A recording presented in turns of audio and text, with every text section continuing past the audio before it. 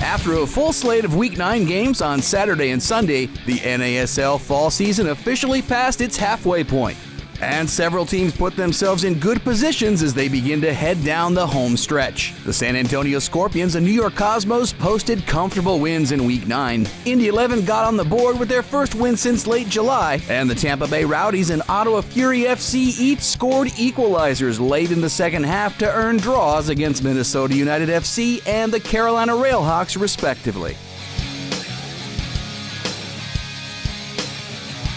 Week 9 kicked off at Stewart Stadium in New York, where the Cosmos hosted the Fort Lauderdale Strikers in an NASL Golden Era rivalry match. The home side looked strong from the start, and it didn't take long for forward Danny Mwanga to open his Cosmos scoring account. Even far side, Mendez back across, there's the effort, and off the post.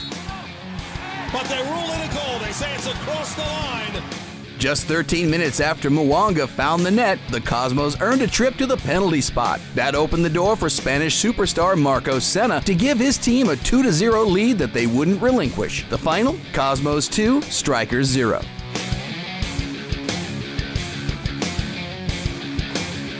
After coming from behind to earn a dramatic 2-2 draw against the Cosmos last week, Indy 11 headed down to Atlanta Silverbacks Park with some confidence. That showed very early in the first half, with Jermaine Johnson finding the net to put his team up a goal against the Silverbacks. With Atlanta threatening the Indy goal just moments earlier, the visitors executed a classic counterattack that ended with forward Mike Ambersley finding a streaking Blake Smith in the front of the net for a 2-0 lead. The Silverbacks would pull one back on the stroke of halftime, with midfielder Blair Gavin volleying home from close range. The final, Indy 11-2, Atlanta Silverbacks 1.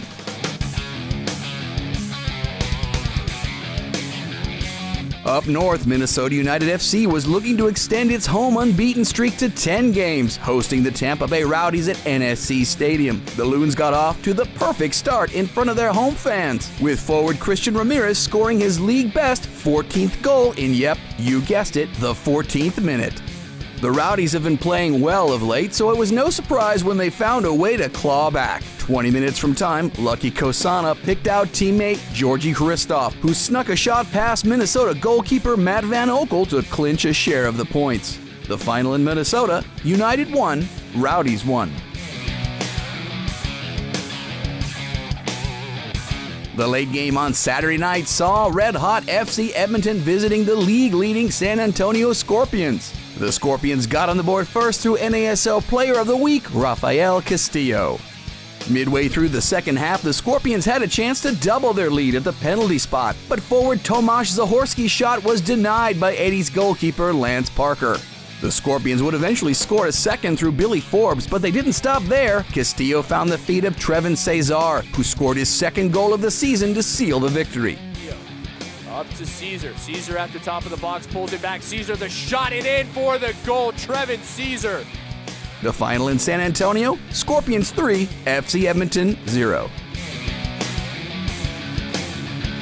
Ottawa Fury FC hosted the Carolina Railhawks on a sunny Sunday afternoon at TD Place in Ontario, and despite the visitors starting off the game strongly, Fury FC would be the one to find the back of the net first. Midfielder Sinisa Ubiparapovic picked up his head and found a wide-open Tom Heineman for the game's opening goal.